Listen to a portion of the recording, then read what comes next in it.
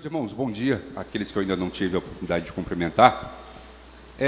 Nessa manhã, eu gostaria de meditar com os irmãos no livro de 1 Tessalonicenses, no capítulo 1, do verso 1 ao verso 10.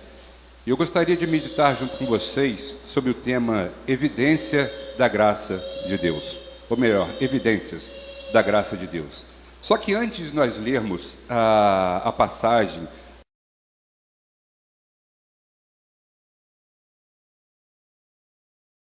e a paciência dos irmãos, porque eu preciso ler Atos capítulo 17, para que nós tenhamos um pano de fundo da igreja em Tessalônica. Então eu gostaria que você, por favor, antes de abrir ali em 1 Tessalônica,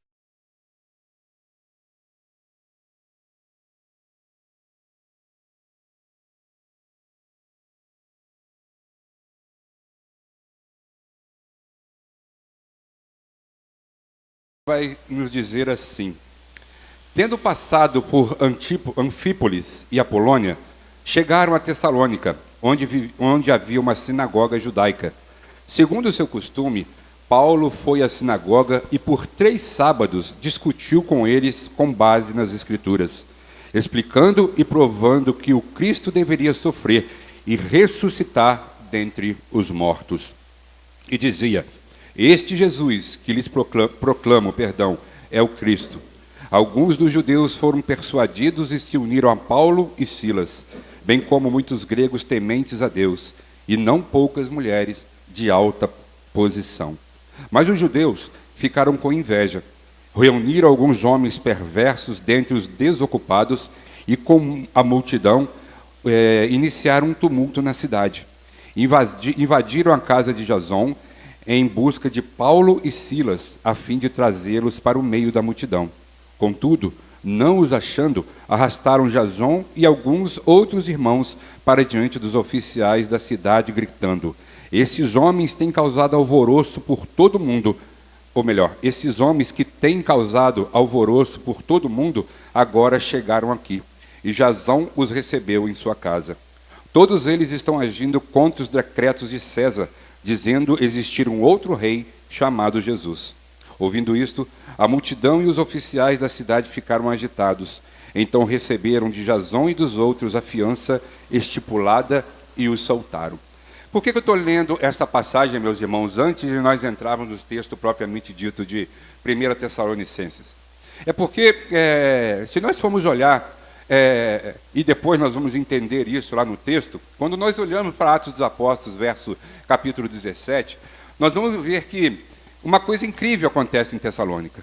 Porque Paulo, ao chegar ali, e é interessante que ele passa por 2 cidades, ele passa direto por 2 cidades, e vai para Tessalônica, porque Tessalônica era uma cidade estratégica naquele momento, naquele contexto da história.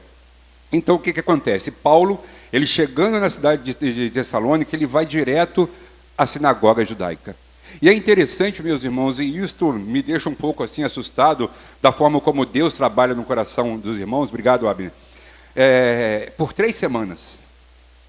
Por 3 semanas a Bíblia diz, o texto vai nos dizer que Paulo diariamente falava à multidão. E aos sábados ele ia na sinagoga para expor a palavra de Deus. E é interessante, meus irmãos, que quando Paulo ele chega ali, ele não vai falar de si mesmo. Ele não vai expor aquilo que ele pensa.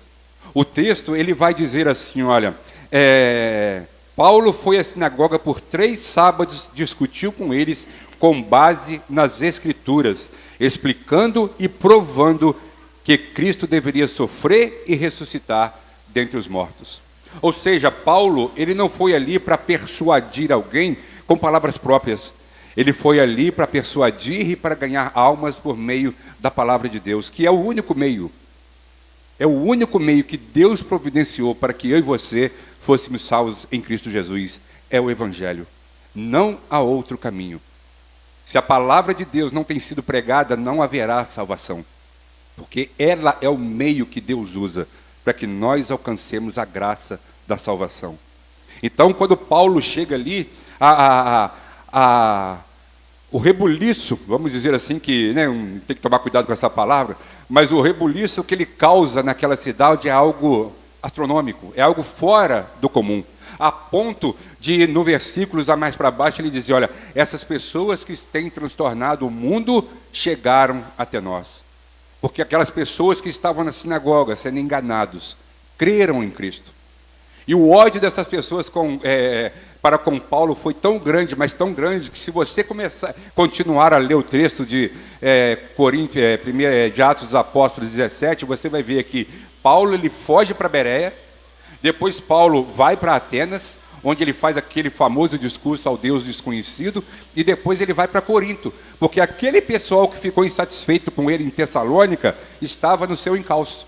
Então ele teve que ficar fugindo de cidade em cidade para não ser apanhado. E quando ele chega em Corinto, é que ele escreve essa carta aos Tessalonicenses. Porque Silas e Timóteo, que voltaram a Tessalônica, levaram notícias a Paulo. Paulo, olha, as pessoas lá estão assim, assim, assim, assim. Então Paulo vai escrever primeiro e segundo Tessalonicenses para responder aqueles irmãos e para encorajá-los a continuar firme na fé. Por isso que se faz necessário a gente ler esse capítulo de Atos. Mas o texto, meus irmãos, que eu escolhi para nós nesta manhã, para que nós possamos meditar nele, é o texto de 1 Tessalonicenses, capítulo 1, do verso 1 até o verso 10. E eu vou pedir que os irmãos abram suas Bíblias e se atentem ao texto. Diz assim, Paulo, Silvano e Timóteo, a igreja dos Tessalonicenses, em Deus Pai e no Senhor Jesus Cristo. A vocês graça e paz da parte de Deus e de nosso Senhor Jesus Cristo. Sempre damos graças a Deus por vocês, mencionando-os em nossas orações. Lembramos continuamente diante do nosso Deus e Pai, que vocês têm demonstrado o trabalho que resulta da fé, o esforço motivado pelo amor e a perseverança proveniente da esperança em nosso Senhor Jesus Cristo. Sabemos, irmãos amados de Deus, que Ele os escolheu, porque o nosso Evangelho não chegou a vocês somente em palavra, mas também em poder no Espírito Santo e em plena convicção. Vocês sabem como procedemos entre vocês e em seu favor. De fato, vocês se tornaram nossos imitadores e do Senhor, pois, apesar de muito sofrimento, receberam a palavra com alegria que vem do Espírito Santo. Assim, tornaram-se modelos para todos os crentes que estão na Macedônia e na Acaia, porque partindo de vocês, propagou-se a mensagem do Senhor na Macedônia e na Acaia. Não somente isso, mas também por toda parte tornou-se conhecida a fé que vocês têm em Deus. O resultado é que não temos necessidade de dizer mais nada sobre isso, pois eles mesmos relatam de que maneira vocês nos receberam e como se voltaram para Deus, deixando os ídolos a fim de servir ao Deus vivo e verdadeiro e esperar o seu Filho, a quem ressuscitou dos mortos, Jesus, que nos livrará da ira que há de vir. Vamos orar? Senhor nosso Deus, nosso Pai, nós te louvamos por essa manhã que o Senhor nos separou, Deus, e que nós possamos ter, Pai amado, a oportunidade de louvar, bendizer o Teu santo nome, de nos reunirmos como igreja do Senhor para prestar um culto agradável a Ti. Receba-o assim, ó Deus, e como já foi pedido aqui, que a Tua palavra possa provocar em nós as mudanças necessárias para que possamos viver para a honra, glória e louvor do Teu santo nome. É a nossa oração, com perdão dos nossos pecados, em nome de Jesus. Amados irmãos, a carta de 1 a Tessalonicenses que Paulo escreve, ela é uma carta de encorajamento àqueles irmãos. Se nós formos ler toda a carta, nós vamos ver que Paulo ele vai tratar de outros assuntos. Por exemplo, ele vai defender o seu ministério no capítulo 2. Ele também vai fazer com que aquelas pessoas que estavam subindo para os montes, achando que a volta de Cristo se daria... Ai, meu Deus. Não sei nem como fazer. Eu tentei abaixar antes, mas não consegui. Mas o que acontece? Ele estava tratando da questão daquelas pessoas que estavam subindo para os montes e achavam que a volta de Cristo se daria naquele momento. E essas pessoas estavam sem trabalhar. E Paulo é duro com essas pessoas. Ele chega até a dizer, olha, aquele que não trabalhar, não coma. Então, Paulo ele não só encoraja os irmãos, mas também ele doutrina, ele ensina aquilo que Deus quer. E nesse capítulo 1, ele vai fazer exatamente isso. Ele vai tratar, por favor, Gabriel, me ajuda aí, porque senão eu vou ficar brigando com isso aqui até... Obrigado, tá, querido? Então, o que acontece? Paulo, nesse capítulo 1 aqui, ele vai buscar justamente isso, esse encorajamento dos irmãos. É claro que nós vamos estudar a carta toda, porque isso aqui, o capítulo 1, ele é apenas introdutório. Mas nós vamos ver algumas evidências da graça de Deus que estão presentes aqui.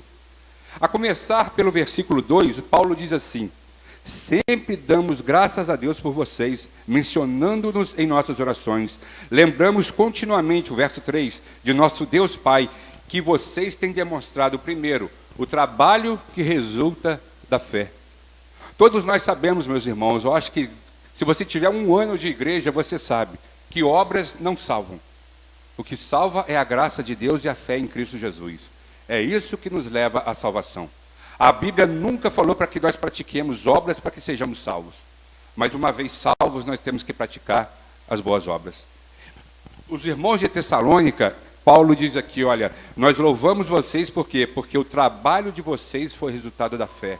Ou seja, os irmãos de Tessalônica, eles tinham uma fé prática e não somente uma fé intelectual. Eles colocavam a sua fé em prática. Eles ajudavam, eles faziam o que tinha que fazer. E o apóstolo ele vai continuar assim, não só isso, mas o esforço motivado pelo amor. Não motivado pela ganância, não motivado pelos holofotes, mas motivado pelo amor. A Bíblia vai dizer que, a certa altura da história da igreja, a igreja na Judéia, ela precisou de uma oferta. E esses irmãos aqui de Tessalônica, apesar de ser uma igreja pobre, uma igreja que passava por perseguição e sofrimento, como nós vimos aqui na leitura de Atos 17, essa igreja em Tessalônica, colocando em prática esse amor, ela foi a igreja que mais levantou a oferta para que pudesse ser enviada para a Judéia. Ou seja, o que o apóstolo Paulo fala aqui, o esforço motivado pelo amor, era presente dentro da igreja em Tessalônica. Era algo que era vivido pelos irmãos de Tessalônica. Mas não só isso, a perseverança proveniente da esperança em nosso Senhor Jesus Cristo. Meus irmãos, se nós não tivermos esperança, o apóstolo Paulo já diz isso em outro lugar, se nós não tivermos a esperança de que Jesus Cristo vai voltar, nós somos os mais miseráveis de todos os homens. A nossa esperança, como foi lido aqui, está nas regiões celestiais. Ainda que nós não possamos nem imaginar como é aquilo ali.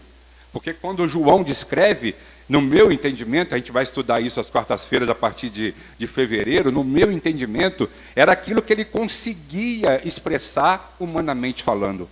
Mas eu creio que é muito melhor do que João descreve em Apocalipse. Mas nós nunca vamos imaginar aqui. Mas uma vez que nós temos a esperança que nos leva à perseverança, nós podemos olhar para frente, apesar do sofrimento que eles tinham, nós podemos olhar para frente e ter a certeza de que, como o Caio disse, os percalços, os sofrimentos, os ataques, os nossos algozes, tudo isso vai ficar para trás. E nós chegaremos à cidade celestial, porque nós temos essa esperança que gera a perseverança, ou melhor, a perseverança que gera a esperança. E Paulo está falando aqui, olha, que todas as vezes que nós oramos, nós lembramos de vocês, Tessalonicenses, porque vocês têm demonstrado isso. Vocês têm feito com que quando nós olhando para vocês, nós podemos ver que verdadeiramente vocês estão crentes fiéis. Então Paulo discorre sobre isso. E aí, meus irmãos, é uma coisa interessante, porque, como diz o texto aqui de Apocalipse, foi coisa de Deus mesmo, né? A Bíblia diz ali que lá na região celestial, nós teremos o nosso nome, o nome de Deus escrito em nossa testa. Mas quando eu olho daqui, meus irmãos, eu não vejo escrito na testa de ninguém, e eu acredito que vocês também não devem estar vendo na minha testa, até apesar do reflexo, né? Não vai dar para ver, mas assim, quando eu olho daqui para os irmãos, não está escrito na testa de ninguém aí que vocês são eleitos de Deus. Quando a gente anda na Amaral Peixoto, ou em qualquer lugar do mundo, não está escrito na testa, olha, prega para esse aqui, que esse aqui é um eleito. Não está escrito. Mas é uma coisa interessante que o texto, Paulo vai dizer assim, olha, no verso 4. Sabemos, irmãos amados, em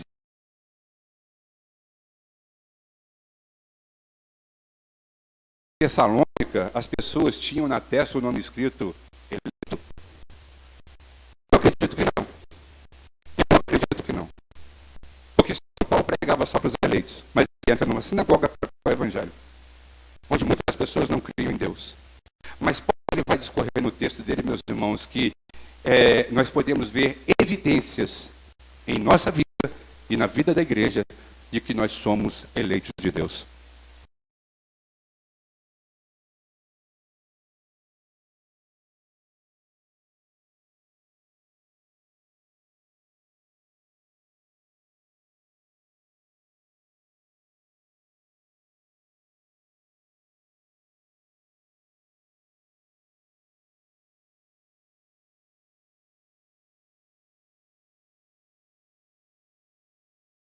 Paulo pregou aos Tessalonicenses, meus irmãos, e eu espero que isso aconteça aqui hoje, não querendo me comparar a Paulo, mas na palavra que ele pregou, a palavra não pode ficar só aqui. Porque se a palavra ficar só aqui, ela vai trazer frieza para as nossas vidas, vai ser só intelecto. Mas ela tem que descer ao nosso coração. Nós temos que estar convictos em quem nós cremos. Porque senão aquela esperança descrita no verso anterior, ela não terá sentido na minha vida e na tua vida. Se nós não temos esperança em Cristo, é melhor que a gente viva como o mundo vive. Porque mas se nós cremos em Deus, nós temos que ter essa viva esperança em nosso coração. E Paulo via isso nos Tessalonicenses. Olha, a palavra que eu preguei no meio de vocês não foi somente palavra, mas foi convicção de que vocês creram. Paulo, ele podia enxergar na igreja de Tessalônica o resultado que a palavra de Deus alcançou no meio daqueles irmãos. Ele podia ver, ele vai dizer isso mais à frente, que o comportamento das pessoas mudaram por causa da palavra de Deus. E isso, meus irmãos, só a palavra de Deus pode fazer. Nenhum livro que você vá ler a sua vida inteira. Você pode ler a biblioteca, não sei qual é a melhor biblioteca do mundo, eu não sei qual é a maior, você pode ler todos os livros ali, todas as coleções, mas você nunca vai encontrar salvação em nenhum daqueles livros. Mas eu tenho certeza que se você ler a palavra de Deus, Deus, através de um versículo, Ele pode te levar ao arrependimento. Porque é o único meio de nós sermos salvos. Então, quando a igreja de Cristo, ela olha para a palavra, quando ela se apega à palavra de Deus, gera o que gerou a igreja de Tessalonicenses. É o que Paulo diz aqui, olha, eu sei que a palavra não chegou por vocês porque nosso evangelho não chegou a vocês somente em palavra, mas também em poder no Espírito Santo e em plena convicção. Vocês sabem como procedemos entre vocês e em seu favor. Então nós temos que, quando nós estamos ouvindo a palavra de Deus, o Caio usou uma expressão aqui, não sei se eu vou me lembrar, que você silencie, né? Eu acho que foi isso, as vozes na sua mente. É isso que nós temos que fazer. Nesse momento em que nós estamos aqui, meus irmãos, eu sei que é difícil. É difícil até para mim não prestar atenção nesse barulho aqui. E olha que eu estou falando, que dirá você que está ouvindo. Mas é necessário que nós desliguemos das coisas do mundo, para que nós possamos voltar a nossa mente para coisas de Cristo. Porque, às vezes, meus irmãos, eu tenho certeza, isso é fato. 80%, 90% do que eu vou falar aqui você não vai se lembrar. Talvez você se lembre de uma frase do que eu vou falar aqui. Talvez alguém lembre mais um pouquinho, talvez alguém lembre menos do que uma frase, talvez vai lembrar o capítulo que foi lido, mas eu tenho certeza que uma frase lida da palavra de Deus e exposta como palavra de Deus, ela pode mudar a sua vida e a minha vida, porque ela é poderosa para fazer isso. Então, a primeira evidência da graça de Deus que Paulo vê na igreja de Tessalonicenses é justamente isso. Olha, a palavra não chegou aí só como palavra, ela chegou em convicção e poder no Espírito Santo. E poder no Espírito Santo aqui, meus irmãos, não é sair pulando, não é sair dando cambalhota, não é fazendo coisas que a Bíblia não nos autoriza a fazer. Vocês veem que o resultado da obra do Espírito Santo aqui foi o quê? O trabalho que resulta da fé, o esforço motivado pelo amor e a perseverança proveniente da esperança em nosso Senhor Jesus Cristo. Foi esse o poder que o Espírito Santo provocou no meio daquela igreja. Uma igreja que se sustenta pela palavra, pela ação do Espírito Santo. É isso que nós devemos buscar para a nossa vida e como igreja. Basear as nossas vidas nos ensinamentos da palavra de Deus, para que como igreja nós possamos viver como os crentes em Tessalônica, submissos a Deus, mas como crentes individuais, que nós possamos viver vidas que glorifiquem e exaltem ao Senhor, onde quer que nós estejamos inseridos. E o pastor Paulo, o apóstolo Paulo, ele vai dizer, estou com a sombra do pastor Paulo aqui atrás de mim, e ele vai continuar dizendo assim, no versículo de número 6, olha só, de fato, vocês se tornaram nossos imitadores e do Senhor, pois apesar de muito sofrimento, receberam a palavra com alegria que vem do Espírito Santo. Essa é a segunda evidência da graça de Deus na igreja aos Tessalonicenses. Vocês lembram quando nós estudamos aqui o curso do discipulado? Né? O pastor Jonas Madureira, aliás, né? Com quem eu tive o prazer de estar ladeado, né? Então, o que acontece? Ele fala naquele livro ali, meus irmãos, que nós devemos ser imitadores de Cristo. O Caio, quando deu uma... Hoje eu estou falando muito do nome Caio, né? Daqui a pouco eu falo o nome de outro. Mas o Caio, quando teve a oportunidade de falar um capítulo daquele livro aqui, eu me lembro direitinho. Ele falou que nós temos que tomar cuidado das pessoas que nós imitamos. Porque muitas das vezes nós estamos imitando pessoas que não imitam Cristo. E nós achamos que eles imitam Cristo.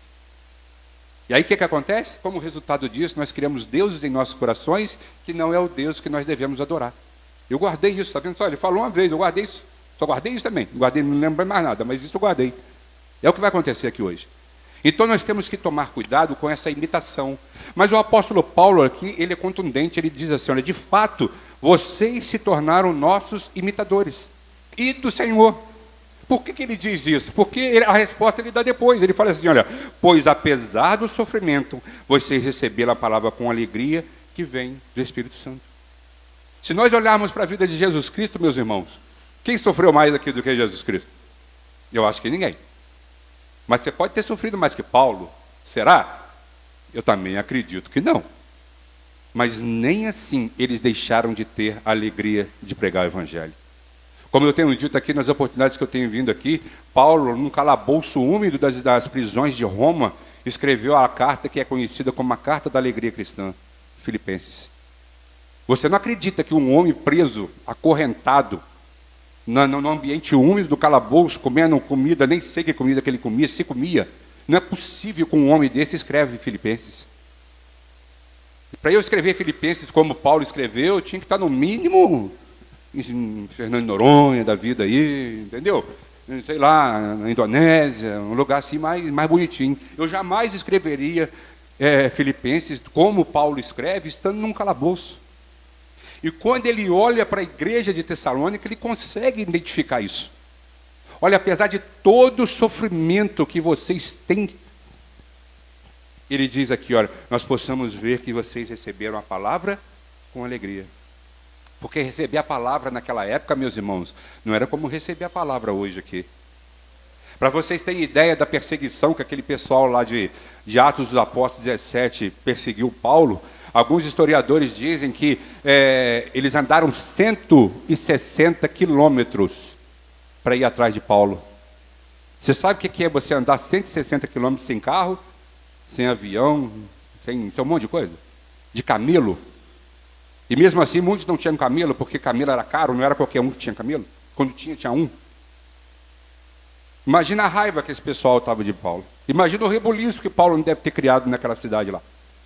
Na cidade de Tessalônica, quando ele foi por 3 sábados. 3 sábados. Foi 3, se ele ficasse no quarto, eu não sei o que aconteceria em Tessalônica. Mas durante 3 sábados ele pregou em Tessalônica e causou tudo o que causou. Então, quando Paulo ele de fora, ele olha para a igreja de Tessalônica, ele pode dizer, olha, eu tenho certeza que vocês são eleitos de Deus. Porque, primeiro, a palavra não chegou a vocês somente como palavra, mas em poder no Espírito Santo. Mas também eu posso ver que vocês são eleitos, porque apesar de todo o sofrimento que vocês têm sofrido, vocês têm recebido a palavra com alegria.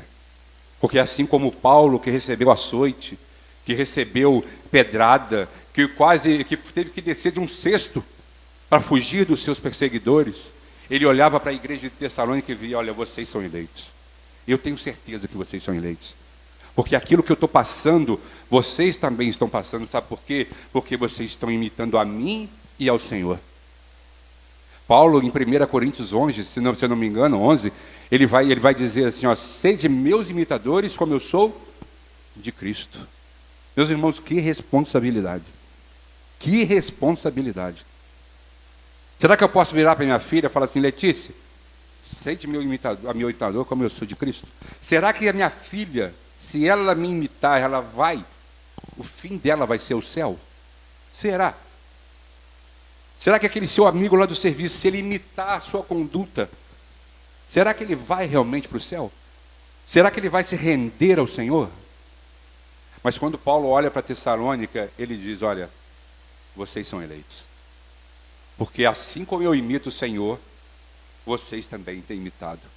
Essa é uma evidência da graça de Deus na igreja em Tessalônica. Mas o apóstolo Paulo, ele não para por aí. No verso 7 ele vai dizer assim: assim tornaram-se modelo para todos os crentes que estão na Macedônia e na Acaia, porque partindo de vocês propagou-se a mensagem do Senhor na Macedônia e na Acaia. Não somente isso, mas também por toda parte tornou-se conhecida a fé que vocês têm em Deus. Ou seja, meus irmãos, quando você imita alguém, como Paulo e como Jesus Cristo, porque Paulo imita Cristo, você se torna modelo.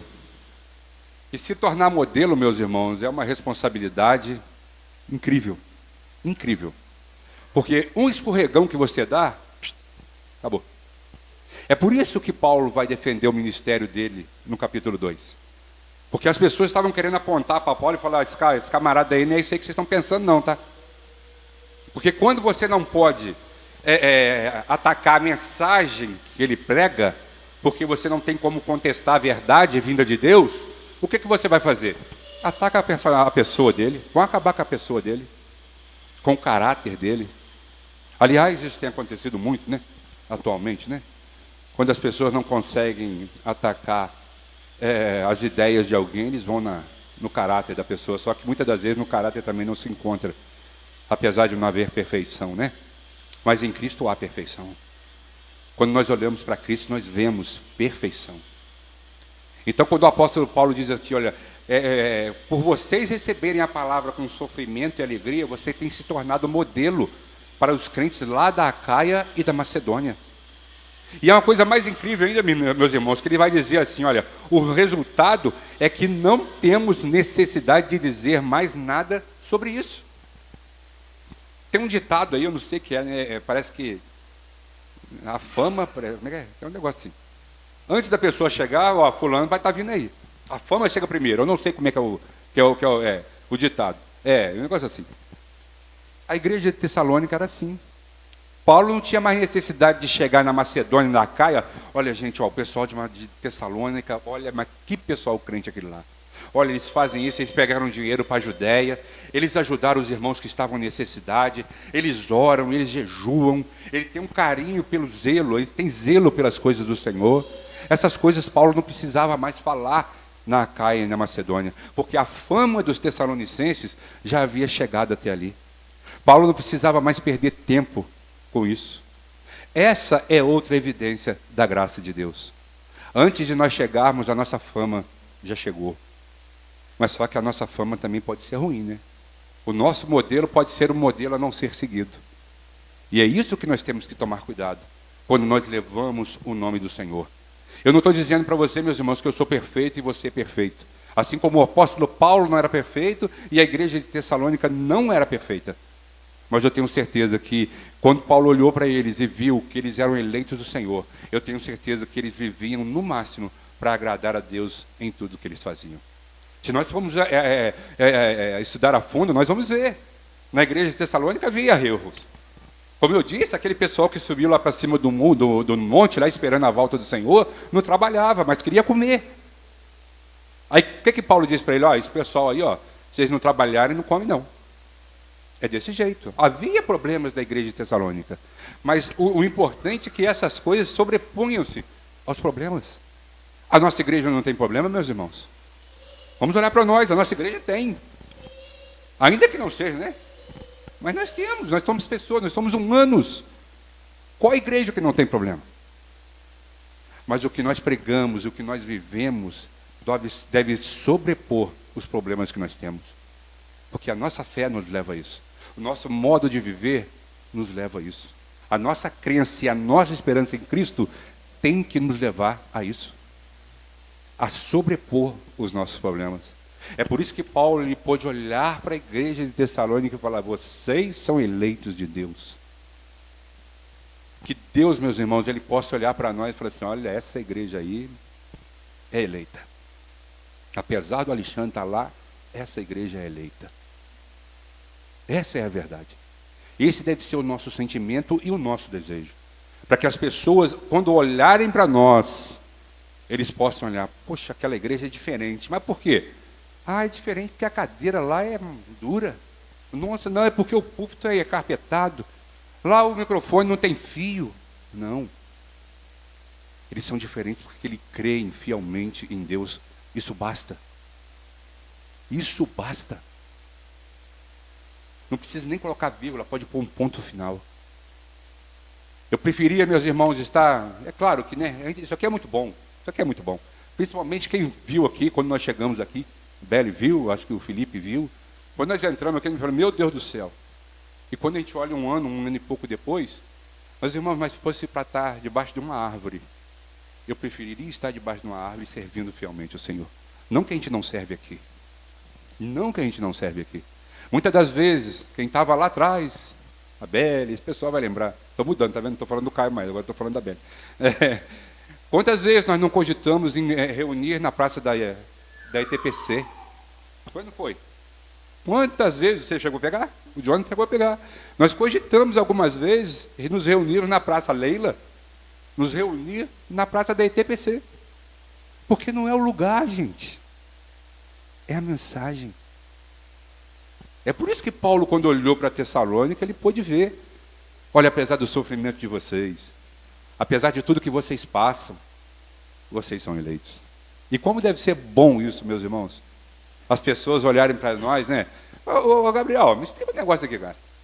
Você é crente, não é? Dá uma satisfação. Dá uma satisfação. Mas por que você acha que eu sou crente? Porque a barba está bem feita? É porque o óculos é mais...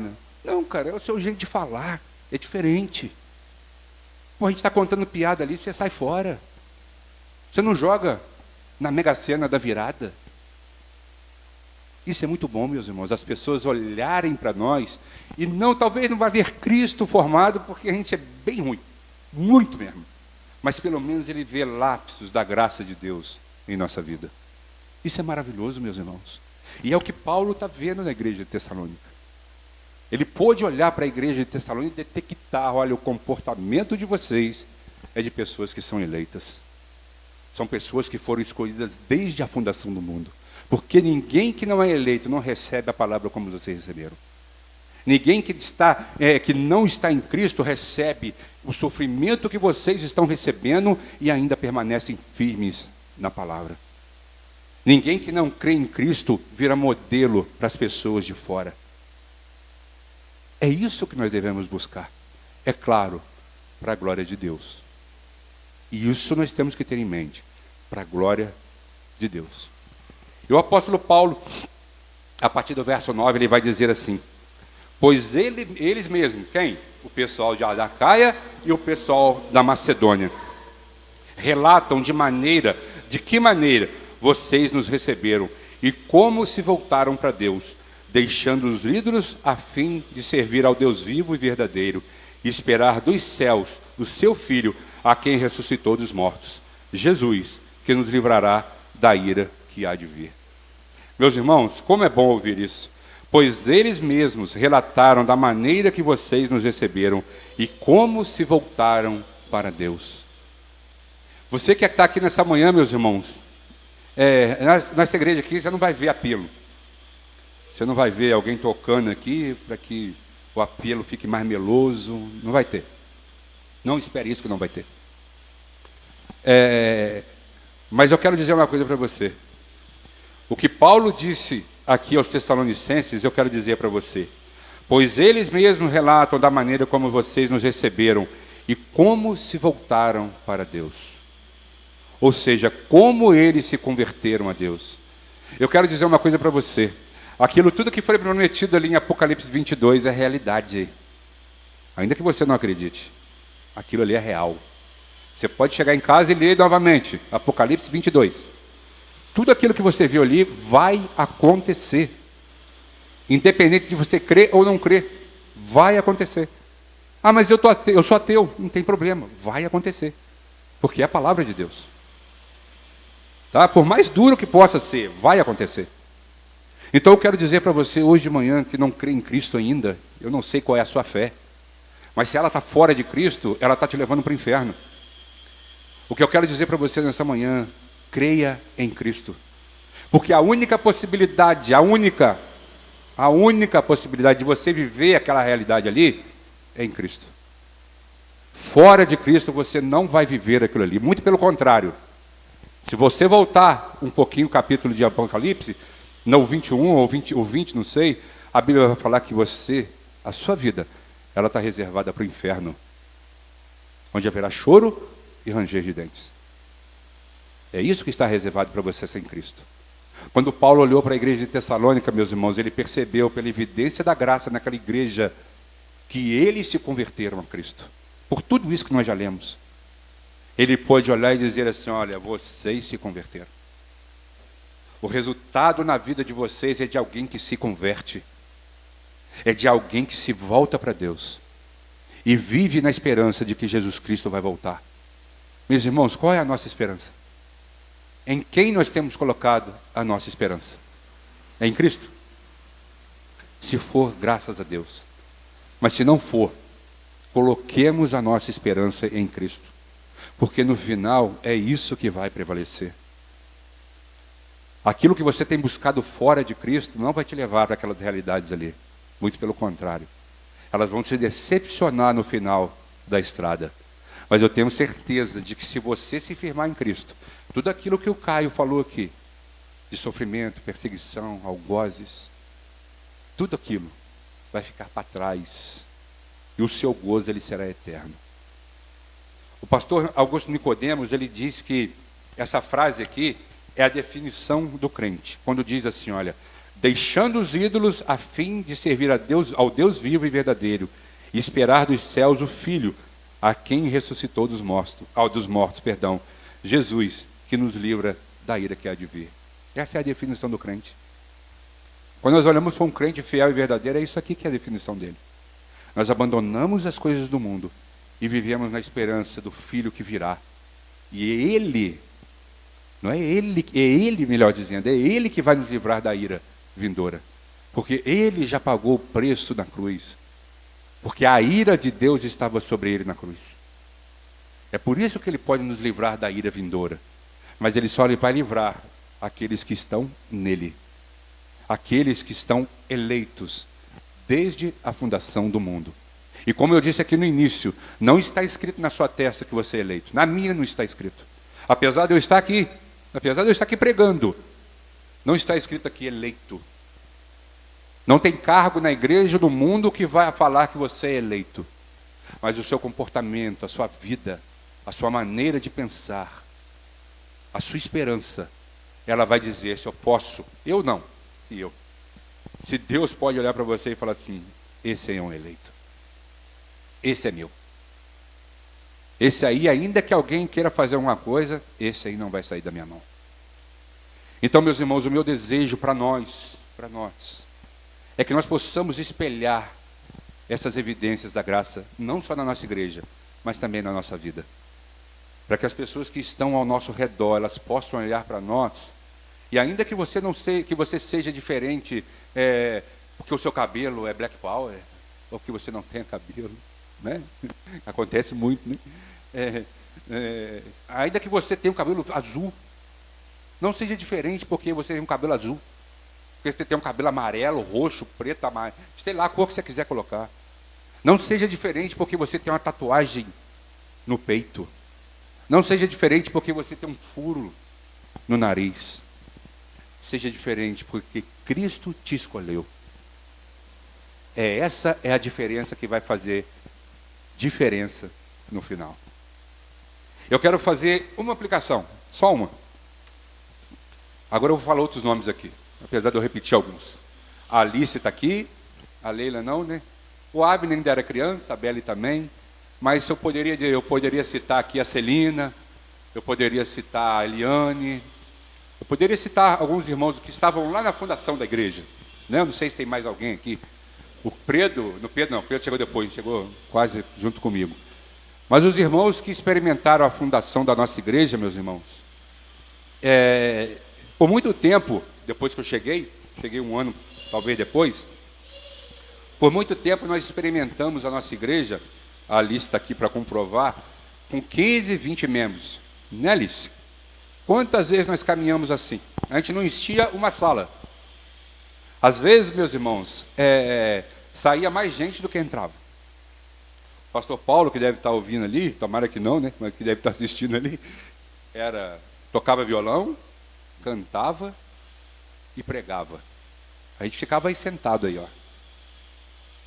Hoje, a equipe de louvor tem revezamento. Semana que vem não é esse pessoal que está aqui, não. Hoje, a equipe pastoral é composta de 5 pessoas que pregam. Um pastor, mais 5 pessoas que pregam. Aí, quando você sobe aqui e olha para trás, você fala, meu Deus do céu, já está precisando de um lugar maior. A gente tem 5 anos de contrato aqui. Eu mesmo, quando nós saímos ali do hotel, eu falei, meu Deus do céu, vai dar eco aquilo lá. Porque não tinha quase ninguém. É verdade, não tinha. O Felipe está aqui, o Jonathan. A gente enchia talvez a metade aqui, porque lá era, né? A gente tinha a noção de que estava cheio, mas não estava, porque era pequeno. Quando nós chegamos aqui, salão grande, eu falei, meu Deus. Aí se você que está aqui na frente olhar para trás, você vai ver, meu Deus do céu. E por que eu estou dizendo isso, meus irmãos? Eu estou dizendo isso porque eu lendo um texto como este, apesar de não ler o capítulo todo, o livro todo, mas lendo o capítulo 1 de 1 Tessalonicenses, eu não posso deixar de enxergar a evidência da graça na nossa igreja. Eu não sei você, eu não sei se eu estou sendo otimista demais, se eu estou vislumbrando coisas, mas vocês têm noção do que Deus fez na nossa igreja no último ano? Você tem noção? Olha em sua volta aí. Em um ano, no meio de uma pandemia, onde a economia estava em recessão, olha a sua volta. Eu não posso deixar de dizer que isso é evidência da glória de Deus, da graça de Deus. Você está querendo comparar a igreja Batista do Redentor com a Tessalônica? Não. Não estou querendo fazer isso. Porque nós estamos muito longe da igreja de Tessalônica.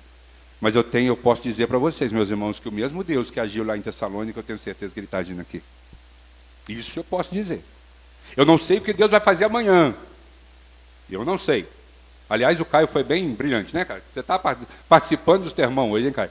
Eu não posso dizer o que ele vai fazer daqui a 2 minutos. Mas eu posso dizer o que ele fez ontem. E quando eu olho para trás, e olho para o ano de 2021, eu não tenho como dizer que Deus não foi gracioso conosco. Então, meus irmãos, o que eu quero deixar para nós nessa manhã é aquilo que é o desejo de todos nós. Vamos continuar como nós estamos. Vamos continuar servindo ao Senhor. Sabe por quê? A igreja em Tessalônica, você não precisa abrir não, mas a igreja em Tessalônica, ela cresceu. Eu vou ler um texto aqui de Atos dos Apóstolos, capítulo 2, e prometo que já estou caminhando para o final. Atos 2, a partir do verso 42, diz assim, olha. Eles se dedicavam ao ensino dos apóstolos e à comunhão, ao partir do pão e às orações. Todos estavam cheios de temor e muitas maravilhas e sinais eram feitos pelos apóstolos. Os que criam mantinham-se unidos e tinham tudo em comum. Vendendo suas propriedades e bens, distribuíam a cada um conforme a sua necessidade. Todos os dias continuavam a reunir-se no pátio do templo. Partiam o pão em suas casas e juntos participavam das refeições, com alegria e sinceridade de coração, louvando a Deus e tendo a simpatia de todo o povo. E o Senhor lhes acrescentava diariamente os que iam sendo salvos. O que aconteceu aqui, meus irmãos, não foi campanha de prosperidade, não foi campanha de 1 mais 1 é 3, 4, não foi campanha de dizimista. O que aconteceu na igreja de Corinto, na igreja aqui em Atos, é o que eu vejo acontecer na nossa igreja, com toda a humildade. Sabe por quê? O verso 42, ele vai definir o crescimento de uma igreja. É disso que depende o crescimento de uma igreja. Eles se dedicavam aos ensinos dos apóstolos e à comunhão. Bíblia. Eles se dedicavam ao ensino da Bíblia. Ao partir do pão, a ceia do Senhor. E, claro, suprindo as necessidades daqueles que tinham necessidade, e as orações. Se você consegue enxergar isso na sua igreja, você consegue enxergar isso no seu culto, graças a Deus. O Felipe falou aqui, graças a Deus, nós conseguimos enxergar isso em nossa igreja. O crescimento da igreja, meus irmãos, ela depende da simplicidade do Evangelho. O Evangelho pregado genuinamente. E Deus, que é o autor da obra e consumador dela, da nossa fé, Ele vai trazer aqueles que hão de ser salvos. Se você é uma pessoa dessa nessa manhã, eu louvo a Deus por sua vida. Eu agradeço a Deus por sua vida, porque nós somos privilegiados de termos sido, alcançados pela graça de Deus. Graças a Deus por isso. Porque olhando para nós e sabendo quem somos, meus irmãos, jamais, se fosse para escolher, eu ia escolher Felipe, rapaz. Nem Felipe, você acha que eu ia te escolher? Você ia me escolher, Felipe? Não ia. Você acha que eu ia te escolher, João? Tá fora, rapaz. No meu céu você não vai entrar, não. Mas Deus, Ele é amor. Graças a Deus, porque é Ele que escolhe. Graças a Deus, porque a salvação começa com Ele e termina com Ele. Não tem a minha interferência. É claro, eu preciso crer. Eu tenho que crer. Deus não vai fazer assim e você vai vir, não. Você tem que crer. Você tem a responsabilidade humana, sim. Mas eu jamais. Talvez metade aqui não ia para o meu céu, não. Eu quero viver com gente bem. Mas quem falou que a igreja não está cheia de pessoas que precisavam ser regeneradas? Pessoas que muitas das vezes passaram pelo crime e estão pertencendo à igreja hoje. Então, meus irmãos, o meu desejo nessa manhã é que nós possamos, não por orgulho próprio, não por causa disso, mas por aquilo que nós vamos refletir na vida das pessoas. Que as pessoas, quando olharem para nós em particular e para nós como comunidade, que elas possam dizer, igual o apóstolo Paulo, esse pessoal é crente, esse pessoal é diferente. Que nós possamos viver assim, então, para a glória do nosso Senhor. Amém? É o que eu tenho para os irmãos nessa manhã.